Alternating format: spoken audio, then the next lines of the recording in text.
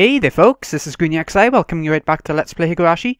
This is episode 89. In the last episode we made it to the midway point of chapter 2 where Shion had contacted her uncle to get a job, and she'd also contacted Mion in order to swap places with her whenever she needs to go to do a part-time job because her family will find out otherwise and they don't take lightly to her escaping from boarding school, I'm sure.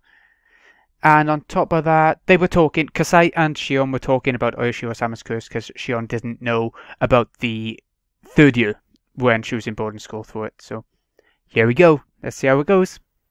I don't think the bit about the illness is true, but his death was very sudden. The priest was busy preparing for the festival. He'd gotten sick around that time. So I guess he died of a heart attack or something. But it's just crazy that somebody died on the day of Watanagashi again. It's the third time in a row. It's unbelievable that so many people have died on the exact same day. The coroner didn't find anything unusual about the cause of death, so nobody suspected that anything was wrong. But you're right that the whole situation is abnormal. Only the people who were likely to be cursed died on the day of the festival. There must be something behind this. Whether it's a conspiracy or a curse, there has to be.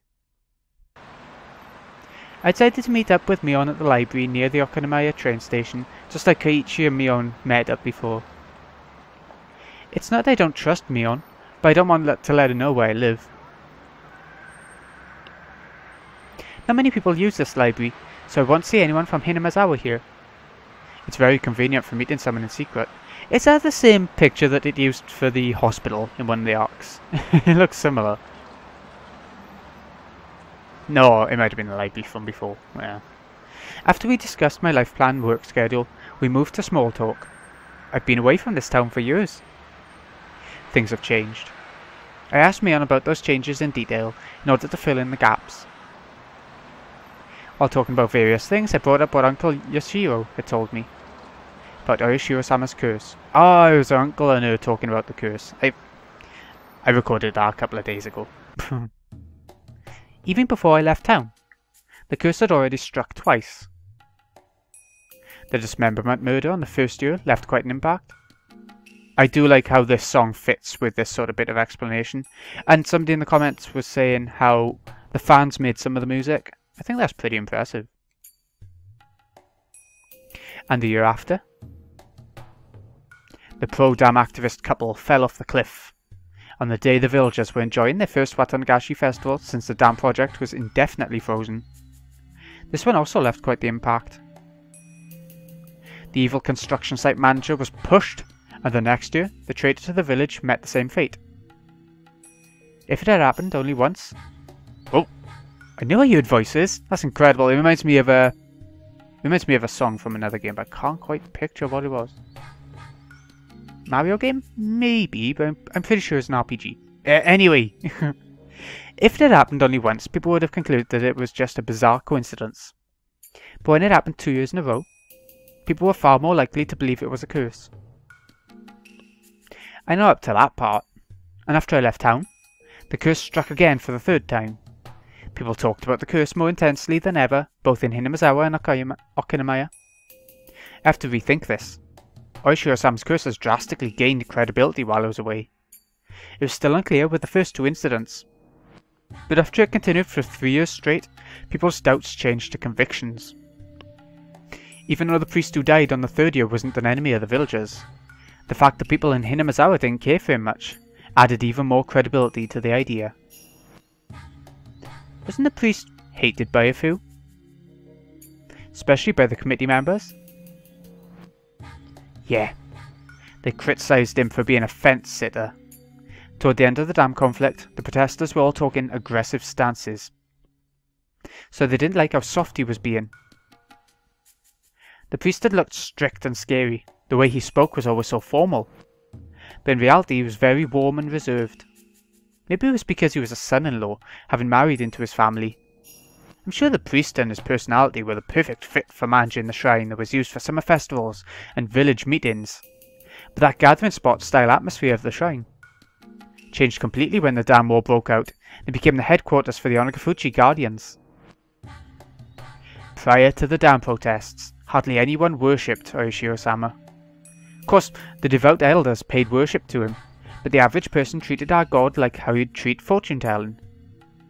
Yeah, a bit fake. Once the dam protest began, Oyashiro-sama was suddenly hauled out as the symbol of the village's resistance, tracing the Oyashiro-sama faith back to its roots.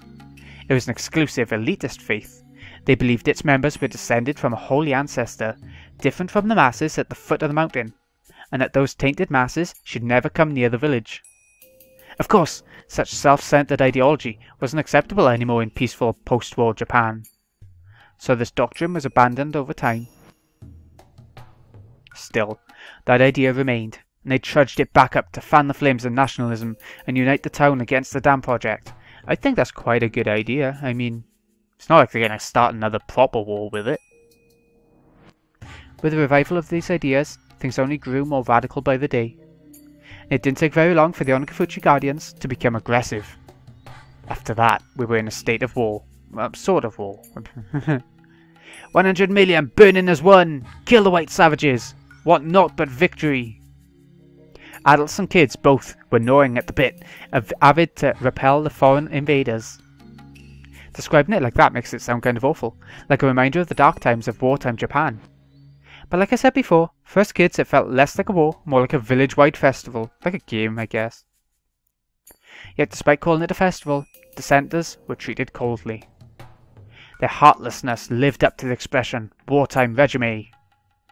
The Hojo couple, who voiced their acceptance of their dam project in the midst of the atmosphere, were truly brave. Then on the second year of the curse they died in an accident, and everyone believed it was Oyashiro-sama's curse without question. So they were branded traitors and enemies of the village. The Hojo couple faced worse than just being ostracized as traitors. Everyone gave them the cold shoulder and talked behind their backs. The only person who didn't treat them badly was the priest. Oh. And he kicked the bucket. While the priest never objected to the anti-dam movement, he also never objected to the Hojo couple's advocacy for accepting the government's eviction and restitution to rebuild new lives. Those unforgivable Hojos became a slogan as the three families, especially the Sonzakis, united the village by turning them into scapegoats. So they must have found it very shameful to have a fellow member of the three families approve of that, especially when it was the priest of the shrine that had become a symbol for the dam protests. As central figures in Hinamizawa, the three families were backbones of the Onikafuchi Guardians, so a difference of opinion was undesirable. And the priest was never accused of anything. But secretly, people whispered that he was a heretic, that he was unfit to serve as Oyashiro-sama's priest, that Oyashiro-sama's curse would soon strike him down, along with other rumours. Don't you think the priest was more mature than those around him? He was pretty cool, managing to keep his head and remain neutral while everyone around him grew fervent. I thought Mion would share my opinion when I chimed back in.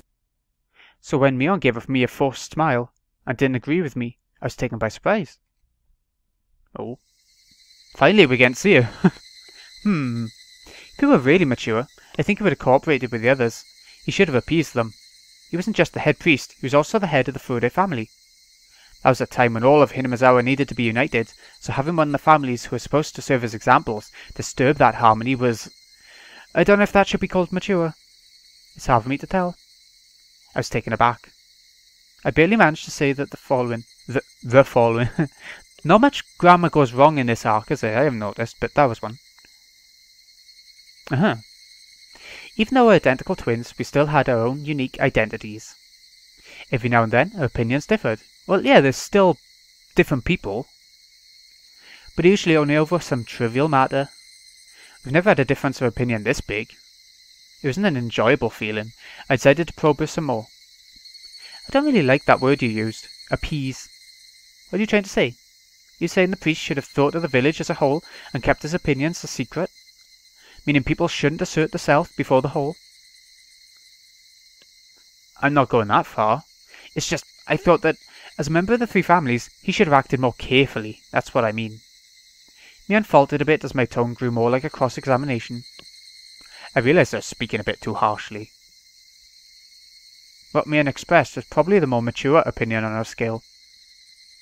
When everyone needs to work together to stand up to a vast enemy like the government, people should refrain from actions that would destabilise that alliance. Yeah, and the priest going against all the people. that's going to destabilize, right? Writing it out and reading it now, I can understand that.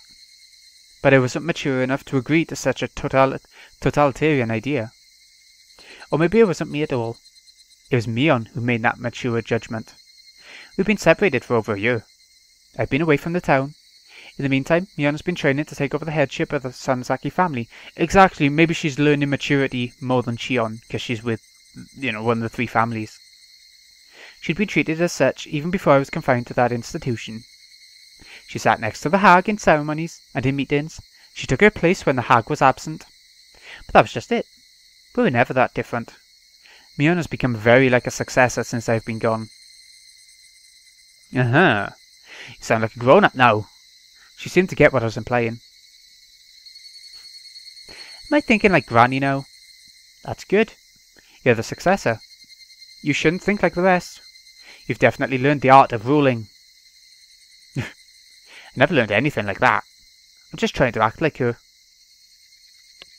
You can do it easily too. I don't want to. It's your role. Well, don't try too hard or you'll tire yourself out. I didn't mean to be cold, but Mion seemed to take it that way. She smiled as if trying to pacify me. I smiled gently back at her. Mion. What? What is it? Our separation has always been tough. Our names, the places where we live, and our bodies. Mion looked down with a serious face, but then looked right back up. Maybe you think I'm jealous of that, but I'm not. We used to have some disagreements, but they were always small and forgettable. You don't have to feel sorry for anything. Up until birth, we were perfectly equal. Right after birth, we were separated by the grown-ups' priorities. I used to get mad about it when I was little. There's no denying that. But we don't have to start a disagreement over it. Mion seems to understand what I'm trying to say. We each have our own characteristics, even though we're identical twins. Only we know the differences. We're also dependent on each other because of them. Mion seems more dependent. She always worries about me. If somebody gave her a cookie, she'd divide it in 2 and give 1/2 to me. If somebody gave her a candy, she'd wait until I said it was okay to eat it. On the contrary, I'm cold. I don't care about others if I'm satisfied. I'd put the candy in my mouth right away. I have to emphasize that I don't hate her, and I'm well aware that she loves me. We both know that. Mion must have been hesitating to put the candy of the successor in her mouth, was waiting to see if I was okay with that. Do your best, Mion. I'll do my best as Shion too. I tapped her forward with my fist lightly. Mion put it forward against my fist as if trying to feel the warmth. She's Mion, and I'm Shion. She's the successor of the Sanzaki family, and I'm just a vagabond. That isn't a distinction, but rather our individuality. We shouldn't worry too much about the other anymore. We should feel relaxed, living as who we are with our own characteristics. I didn't have to say any of that out loud. We can communicate by touch, just like this. Okay, thanks, Shion. No worries, Mion. Let's talk to each other whenever we want to, like we've always been. That'll never change, okay? Okay. Okay. Mion kept nodding with her forehead against my fist. That was so nice. That was such a nice scene. And stunning music in this arc so far. I'm loving it. I said goodbye to Mion before it turned to evening. We had talked about the things that happened during my time away, and I enjoyed having that chat between sisters very much. We were able to dissolve our unsettled emotions. We didn't used to do that. Maybe it's because we hadn't seen each other for over a year. Whew. It was late afternoon. My heart felt lighter now. I stretched and looked up at the sky. The sky was clear, blue, and far away. No matter how tall I grow, I'll never be able to touch that sky. I'm Shion Sonozaki, a girl who escaped from the life she was forced to live. Nobody will praise me for what I did and for what I'm going to do. But this is what I chose. Aha! I can think maturely too. I psyched myself up. I should go shopping for dinner. Though I have Kasai's help, I need to save money. I love junk food, but it'd be cheaper to cook. Ironically, the culinary classes from that evil school will come in handy. Why not go to the shopping district in Kamiishiki? If I'm going there, then I'd need to take the other street. The cool breeze in the late afternoon felt nice on my skin.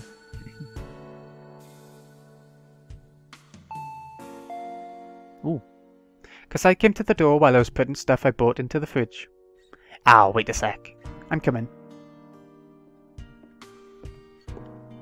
Did you go grocery shopping? You must be tired. I don't get tired from grocery shopping. Oh, do you want dinner? I bought enough for you too. Is that alright? If you say so, I'd be happy to. Kasai looked curious about what I'd cook. Humph. You don't look like you believe in my cooking skills. You'll pay for that later. You putting these in the refrigerator? I'll do it. Oh, thanks. Is this amount of rice enough for two? Here I go. Kasai skillfully packed food in the fridge while glancing at each item in turn. You noticed something? Shion-san, do you still hate canned food? I hadn't bought any. That was, of course, on purpose. It must be hard to avoid it. I know it's illogical. Maybe I could eat it if somebody forced me to. No, on second thought, I definitely couldn't. I feel really sorry. I know I was out of line then. Please forget about that story. Ah, shut up. Men shouldn't hang around in the kitchen. Go watch TV or something. Kasai chuckled and left. I know this sounds stupid, but I hate canned food. If somebody told me there was canned food in the meal I just ate, I'd throw up. It started with a silly thing. Kasai told me a horror story when I was little. You know, one of those urban legends. About meat made from an unknown source. Like those rumours about how this worm meat mixed into burger patties, or dog meat in beef bowls, or cats and dogs in Chinese takeaways.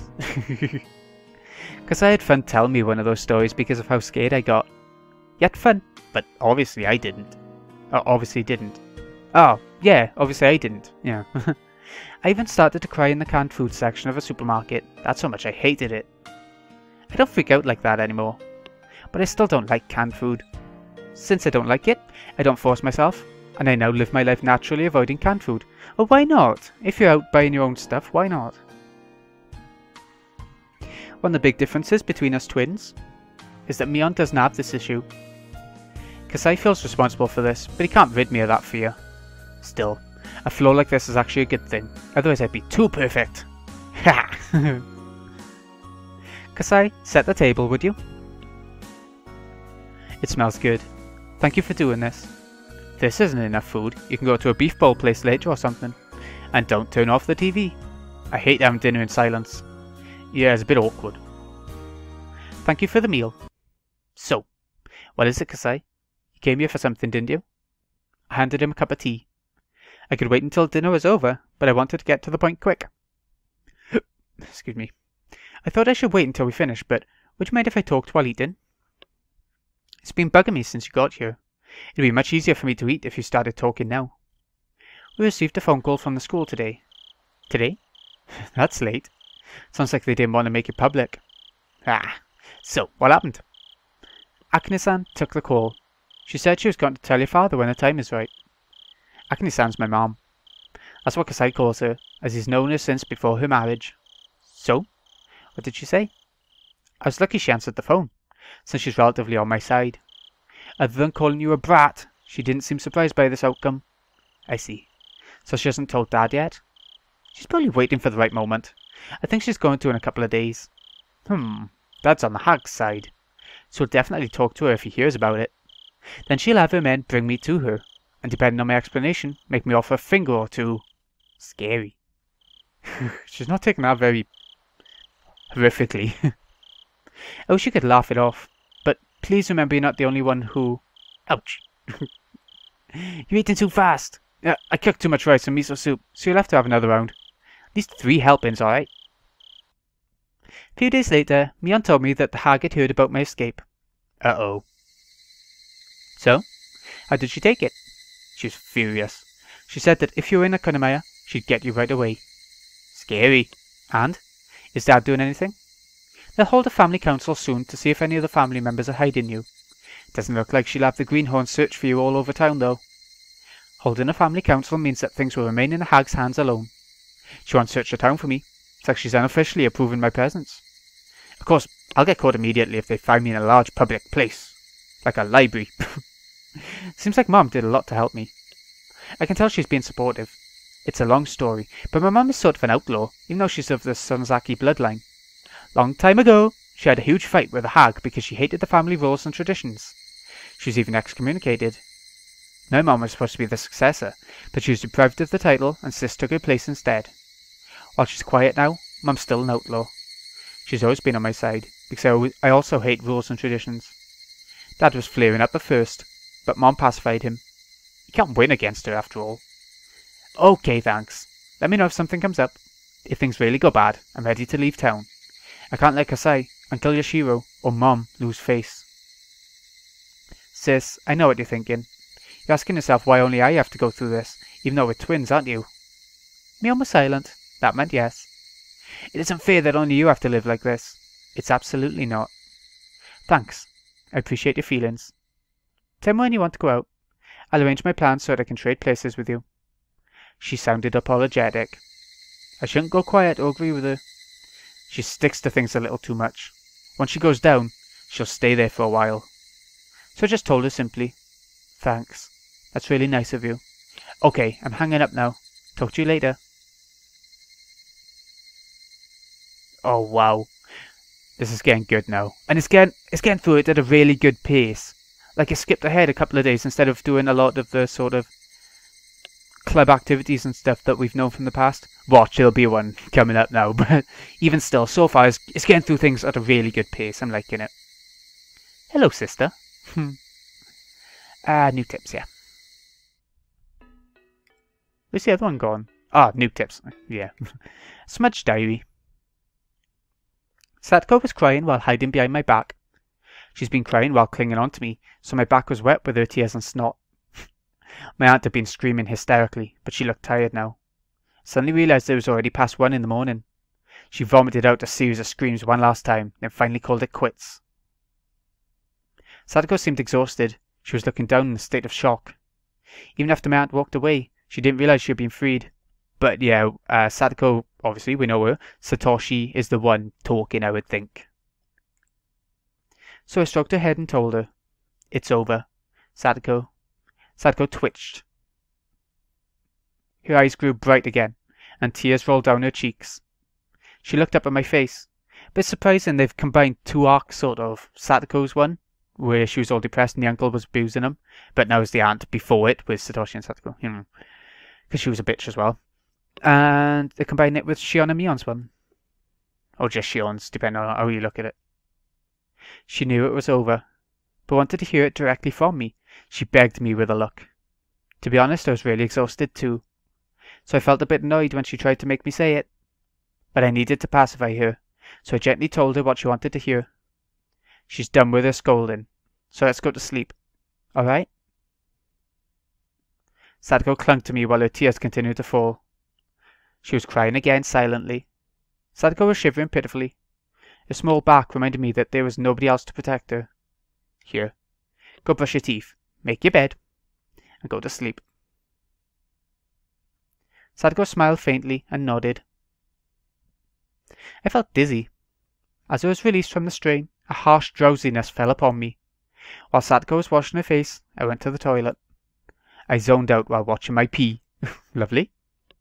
In my dizziness, I almost missed a shot. Not that it's that disgusting, but, you know, it's a weird thing to read. I felt like I was being sucked into the toilet. I couldn't even remember what caused it. Why did my aunt start screaming today? If it's anything like the uncle, it probably wasn't much. Oh, there we go. And that's probably meant to refer to it not being much to make the aunt scream. So there we go. That's chapter 2 done. We've started to get into the Lion's Den with Gran and stuff, or Nan, knowing about Shion. And her hideout. It isn't compromised, but they know she's around, so. Okay. This has been Greeny XI. Hope you've enjoyed. Thank you so much for watching. I'll see you again in a bit when we go for chapter 3 and we see how things progress. See you in a bit, folks.